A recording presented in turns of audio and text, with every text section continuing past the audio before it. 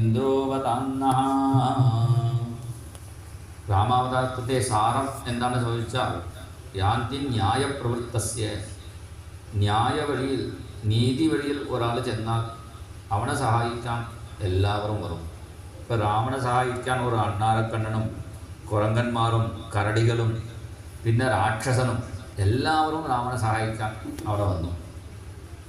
അപന്ഥാനന്ദ ഗച്ഛന്തം, അന്യായ വഴിയിൽ ചെല്ലുന്ന രാവണനുക്ക് സ്വന്തം അനുജൻ പോലും അവിടെ സഹായിച്ചിട്ടില്ല. അവിടെ നിന്ന് ഇങ്ങോട്ട് വന്നു. സോദരോപി വിമുഞ്ചതി.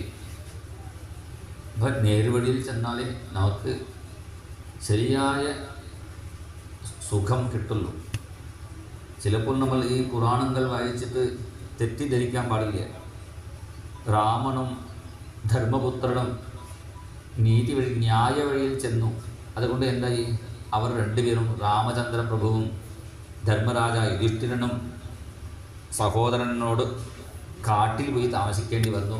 വളരെ ബുദ്ധിമുട്ടി. അധർമ്മം ചെയ്ത ദുര്യോധനനും രാവണനും സുഖമായിട്ട് അവർ മാളികയിൽ എ സി മുറിയിൽ കടന്നുറങ്ങി.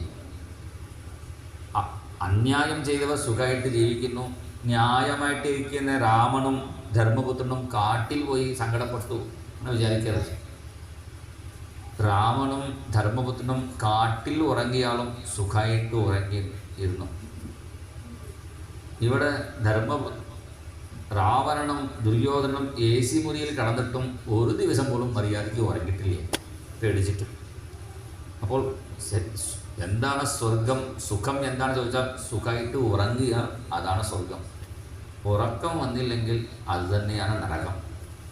ഉറക്കം വരാത്തവർ 2-3 ദിവസം ഒരാഴ്ച നോക്കിയിട്ട് ഉറക്കം വന്നില്ലെങ്കിൽ വേഗം വൈദ്യനെ കണ്ട് ഗുളിക വാങ്ങി കഴിക്കണം.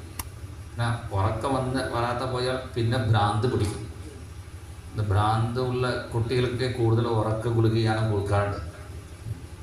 ഉറക്ക ഗുളിക കഴിച്ചിട്ടും ഉറക്കം വരാത്തവർ നാളെ മുതൽ ഇവിടെ സത്താത്തിന് വന്നാൽ മതി. ഇവിടെ വന്നാൽ സുഖമായിട്ട് ഉറങ്ങാം. ഇത് ഞാൻ വെറുതെ പറഞ്ഞു, എൻ്റെ അനുഭവത്തിലാണ് പറയുന്നത്. എനിക്ക് തന്നെ ഇവിടെ സുഖമായിട്ട് ഉറക്കം വന്നിട്ടുണ്ട്. കാരണം എന്താ? മനസ്സിന് സമാധാനം കിട്ടുമ്പോഴേ ഉറക്കം വരുള്ളൂ. ഇവിടെ വന്നാൽ ഉറക്കം വരാൻ എന്താ കാരണം? ഭാഗവതത്തിൽ എത്തുമ്പോൾ നമുക്ക് മനസ്സമാധാനം കിട്ടുന്നു. അതിൻ്റെ തെളിവാണ് ചിലപ്പോൾ ഇറക്കി നമ്മൾ ഉറങ്ങിപ്പോകും. അപ്പോൾ സുഖമായിട്ട് ഉറങ്ങേണ്ടതാണ് സ്വർഗം. ഉറക്കമില്ലാതെ ഇരുന്നാൽ അത് തന്നെ നരകം. അപ്പോൾ നമ്മൾ സത്സംഗത്തിൽ എത്തിച്ചേർന്നാൽ നമുക്ക് ഉറങ്ങിയാലും പ്രയോജനമുണ്ട്, ഉറങ്ങാതെ ഭഗവാന്റെ കഥ കേട്ടാലും അതുകൊണ്ട് പ്രയോജനമുണ്ട്. അതാണ് അവിടെ കാണിക്കുന്നു. പിന്നെ രന്തിദേവൻ മുതലായ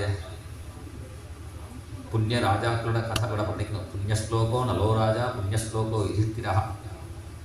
അതേപോലെ ഭഗവാൻ പരശുരാമൻ്റെ അവതാരം, പിന്നെ ബലരാമ അവതാരം, ശ്രീകൃഷ്ണ അവതാരമൊക്കെ ചുരുക്കി പറഞ്ഞ് നവമസ്കന്ധം സമർപ്പിച്ചു.